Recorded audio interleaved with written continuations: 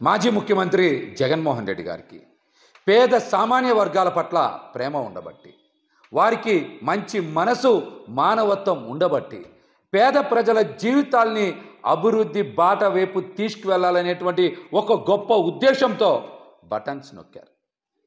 5 ఏళ్లలో సుమారు 135 సార్లు జగన్మోహన్ రెడ్డి గారు బటన్ నొక్కి నవరత్నాలను అమలు చేసి పేద సామాన్య వర్గాల జీవితాల్ని అభివృద్ధి వైపు దిశగా పయనించేలాగా వారు ఎంతో శ్రమించారు. అందుకే వాటికి నవరత్నాలని పేరు పెట్టారు, అమలు చేశారు. కానీ ఈ రోజున ఒక్కసారి బటన్ నొక్కడానికే కూటమి నాయకులకి చాలా ఇబ్బందిగా ఉంది. అందుకనే సూపర్ 6 పేద ప్రజల జీవితాలు పీకలు నొక్కడానికే అబద్ధపు హామీలు ఇచ్చారు, మోసపూరిత ప్రకటనలు చేశారు. ఈరోజు అధికారంలోకి వచ్చి 50 రోజులు అవుతున్నా ఒక్కటంటే ఒక్క పథకానికి కూడా నియమ నిబంధనలు పెట్టలేకపోయారంటే వారి పాలనలో దొలతనం మనందరం కూడా అర్థం చేసుకోవాలి. మరి ఎన్ని ఇబ్బందులున్నా, ఎన్ని కష్టాలున్నా జగన్మోహన్ రెడ్డి గారు బటన్ నొక్కారు. ఆ బటన్ నొక్కడం మీద చాలామంది అవహేళనగా మాట్లాడారు.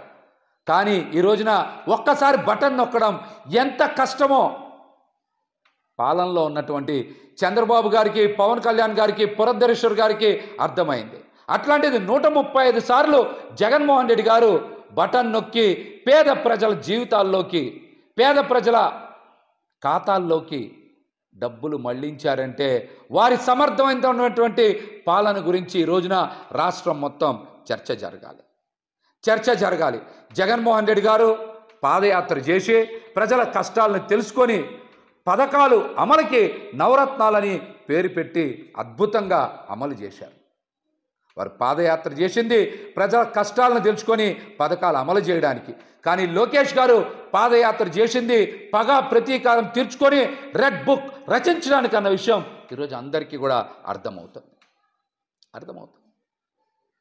ఆచరణకు అమలుకు అవకాశం లేనటువంటి పథకాల్ని సూపర్ 6గా పేరు పెట్టి ఈరోజు ప్రజల్ని మోసం చేశారు.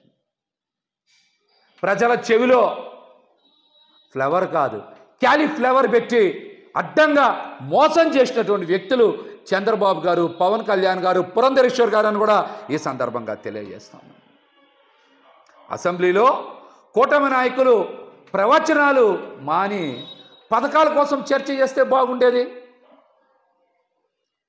చంద్రబాబు గారు నిన్న మాట్లాడుతున్నారు, సూపర్ 6 చేస్తే భయం వేస్తుంది అని. మీరు భయపడద్దు. మీరు పవన్ కళ్యాణ్ గారు, పురంధరేశ్వర్ గారు పథకాలు ఎలా అమలు చేయాలి, వాటికి నిధులు ఎలా సేకరించాలని మీరు భయం చెందాల్సినటువంటి అవసరం లేదు.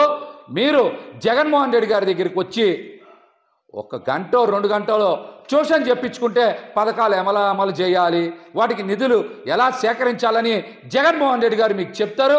వారికి ఉన్నటువంటి పాలనా అనుభవం, పేద ప్రజల ప్రేమ మీద ఉన్న ప్రేమ అట్లాంటిది. కాబట్టి మీరు ముగ్గురు కూడా చక్కగా జగన్మోహన్ రెడ్డి గారి దగ్గరికి వచ్చి మీరు ట్యూషన్ చెప్పించుకుంటే అద్భుతంగా పథకాలు అమలు చేయగలరని కూడా నేనైతే తెలియజేస్తున్నా. మాటికి మాట్లాడుతున్నారు. జగన్మోహన్ రెడ్డి గారు పారిపోతున్నది చంద్రబాబు నాయుడు గారు, పవన్ కళ్యాణ్ గారు. మీకు దమ్ముంటే జగన్మోహన్ రెడ్డి గారికి ప్రతిపక్ష నాయకుడు హోదా ఇవ్వండి. ఇవ్వకుండా పారిపోతుంది మీరు కదా.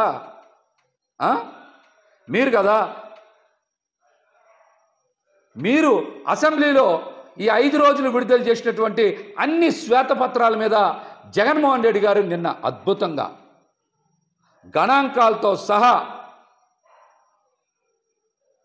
చాలా చక్కగా ఫ్యాక్ట్ పేపర్ విడుదల చేశారు. అది ఏదన్నా తీసుకోండి, మీరు ఇసుక తీసుకోండి, మద్యం తీసుకోండి, గనులు తీసుకోండి, శాంతి భద్రతలు తీసుకోండి, పోలవరం తీసుకోండి, అప్పులు తీసుకోండి, అభివృద్ధి తీసుకోండి, ఇలా ఏ అంశం మీదైనా సరే జగన్మోహన్ రెడ్డి గారు సుదీర్ఘ వివరణ ఇచ్చారు గణాంకాలతో సహా. దమ్ముంటే కూటమి నాయకులు ఎవరైనా సరే మీరు విడుదల చేసినవి తప్పుడు పత్రాలు, శ్వేతపత్రాలు కాదు, ఫ్యాక్ట్ పేపర్స్ అన్ని నిన్న జగన్మోహన్ రెడ్డి గారు విడుదల చేశారు. దమ్ముంటే వాటి మీద ఎవరైనా సరే చర్చకు రావచ్చని కూడా తెలియజేస్తూ ఉన్నాం. కేంద్రంలో ఏమో ఎన్డీఏ కూటమి బడ్జెట్ ప్రవేశపెట్టింది, నిర్మలా సీతారామన్ గారు ప్రవేశపెట్టారు. మరి ఆంధ్రప్రదేశ్లో అసెంబ్లీలో మీరు ఎందుకు బడ్జెట్ ప్రవేశపెట్టలేకపోయారు? దీనికి సమాధానం